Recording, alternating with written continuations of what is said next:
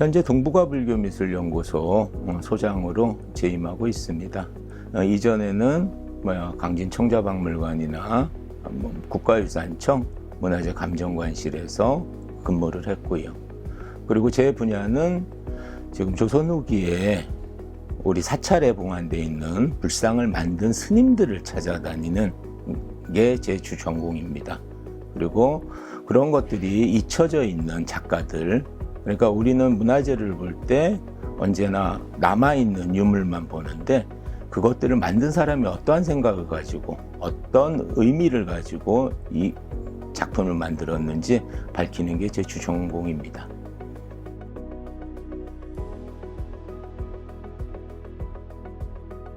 해외로 비행기가 떠나는 모든 공항과 항만에는 문화유산 감정관실이 있습니다.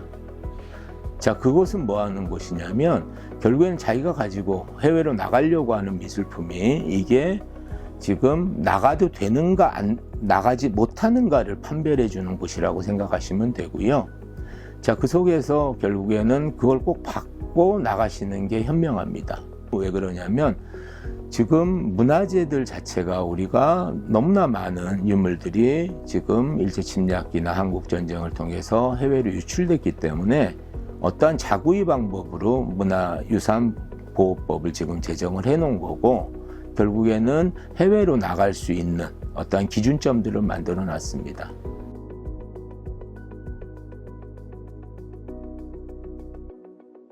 저희 연구소에서 주로 하는 일들은 지금 사찰의 역사를 밝힌다든지 아니면 소장하고 있는 문화유산의 그 가치를 지금 밝혀주는 역할들을 하고 있습니다.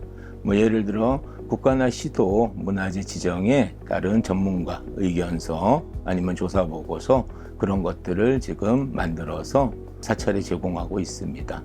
결국에는 1500년의 역사를 가지고 있는 사찰들이 대부분 지금 문헌이 정리가 제대로 된 건 명산 대찰 큰 절들을 위주로 되어 있을 뿐 작은 사찰들은 지금 거의 자료가 정리가 되어 있지 않다고 생각하시면 됩니다. 그리고 그런 역할들을 통해서 결국에는 지금이라도 우리가 정리를 해놔야지 100년, 200년 후에 그 문헌을 가지고 새로운 또 그 사찰의 역사를 밝힐 거라고 생각하기 때문에 주로 토대 작업들을 하고 있다고 생각하시면 됩니다.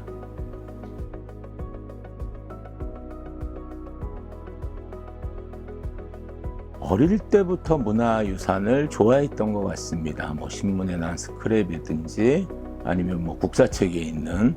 근데 그게 이제 미술사라는 것인지는 몰랐고 그냥 문화재를 좋아하고 공부하고 싶었던. 근데 마침 이제 대학 들어갈 때는 경영학과로 들어갔지만 대학원 과정에서 이제 전공을 이제 시작을 했고 결국에는 그 안에서 문화재를 통해서 역사를 밝히는 학문을 하게 된 것입니다. 그러다가 강진청자박물관에 도자사를 연구하려고 지금 내려갔었습니다. 그런데 그곳에서 살면서 지금 주변에 있는 사찰을 다니다 보니까 유사한 형태의 불상들이 계셨고 저 불상은 같은 작가가 그럼 지금 만든 것이 아닌가 그런 생각을 하게 되면서 조각승 연구에 어떠한 시발점이 된 겁니다.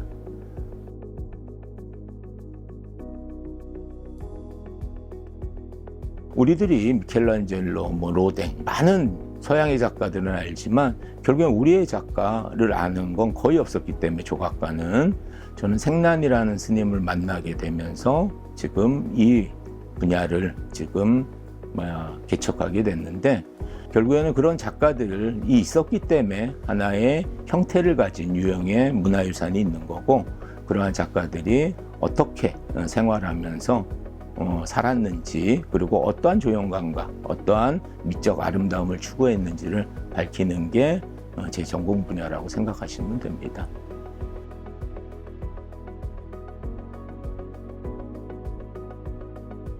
우리가 문헌이 없는 민족이 아닙니다. 실상은 그러한 불상 아니면 불화 모든 문화재를 만들었을 때 결국에는 그 안에 그게 하나의 공덕이기 때문에 그러한 이름들을 적게 되는 거고, 그리고 그것들이 지금 남아있는 얘들이 를 중심으로 이제 불교 미술사의 장인이라든지 그 다음에 시주자들, 그런 분들을 지금 밝힐 수 있는 거죠. 자, 예를 들어 속초 보광사라는 절이 있습니다. 그 절에 있는 목조지장보살 좌상은 1654년에 나업이라는 내관, 내시라고 하면 이제 일반인들은 더 쉽게 아실 텐데, 내관이었던 나업의 부인이 지금 자기의 남편이 죽으니까 지금 그 목조지장보살을 지금 발언한 겁니다. 그리고 지금 이 서울 근방 경기도에 살던 사람이 금강산에다 부처님을 봉안을 합니다. 근데 나업이라든지 청주환 씨의 삶을 이해하는데 이 부처님은 가장 중요한 거고요. 그러한 불상들을 지금 뭐 조사하면서 결국에는 이러한 역사를 복원하는, 미술사는 단지 이게 얼마짜리고, 그리고 이게 국보급의 아름다움을 이야기하는 게 아니라 역사를 바라보는 하나의 창이라고 생각하시면 됩니다.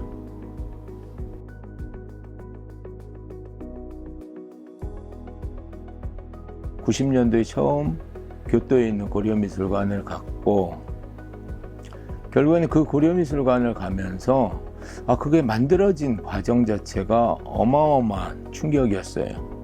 그 당시에 사립박물관에 근무를 했던 경험도 있고, 그리고 많은 개인 컬렉터들이 만든 대표적인 박물관들, 미술관들 보다가 이 사람은 뭔가 다르다.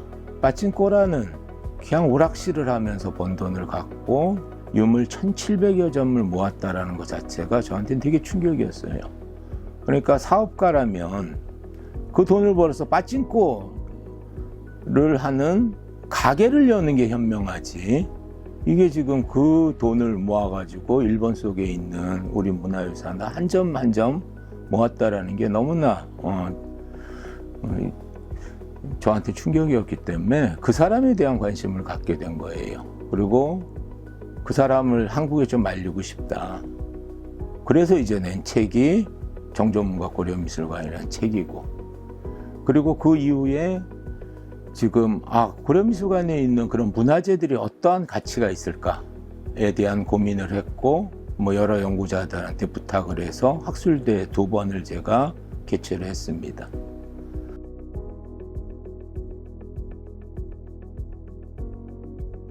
최근에 나온 빠찡코라는 책은 아마 제1조선인의 어떠한 분의 이야기를 끄집어낸 겁니다. 그리고 빠찡코가 상징하는 건 뭐냐면 일본인들이 하지 않았던 사업이기 때문에 제1조선인들이 주도하게 된 겁니다.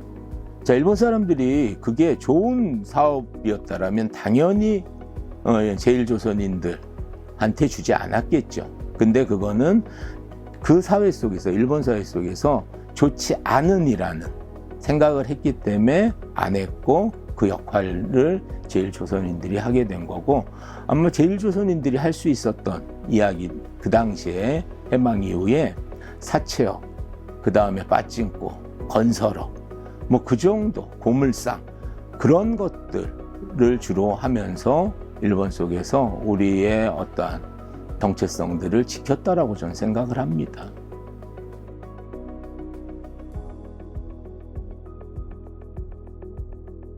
전국적으로 요즘 사찰을 많이 방문하실 겁니다. 그리고 그 사찰 안에 문화재도 보시고, 아니면 종교를 믿는 종교인으로서 가면 예불을 드리실 거고, 그런데 저는 지금 하나의 문화유산으로 지금 사찰, 불교 문화유산의 시각이 더 강합니다.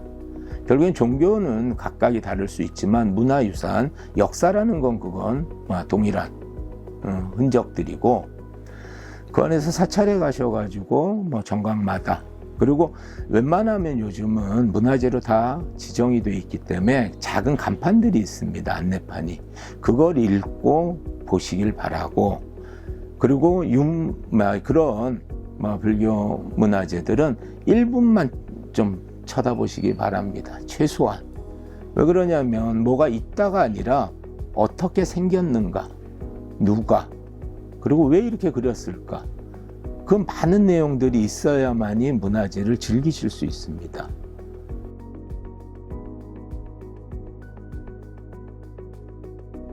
남들한테 저를 소개할 때 언제나 저는 부처님 덕에 먹고 사는 사람이라고 이야기를 합니다. 그랬을 때 제가 할 수 있는 게 뭘까? 라는 생각을 하면서 살고 있습니다. 그래서 제가 할 수 있는 건 결국엔 불교 문화유산에 대한 세계적인 토대를 만드는 역할을 지금 하고 왔고 앞으로도 할 것이고요. 결국엔 그게 이제 보시라는 생각으로 지금 살고 있고요. 저는 제 연구소를 도서관을 지금 만들려고 아직까지도 책을 사다 보니까 지금 제가 한 3만여 권 지금 갖고 있습니다. 자, 책을 그 안에서 다 불교 문화재들과 관련되어 있는 책들이고, 그리고 언젠가는 이 공간을 공개를 할 거고요. 공개를 해서 많은 사람들이 와서 지금 보고 필요한 자료들 가져갈 수 있는 그냥 주막 같은 도서관을 하나 만들고 싶은 게 작은 소원입니다.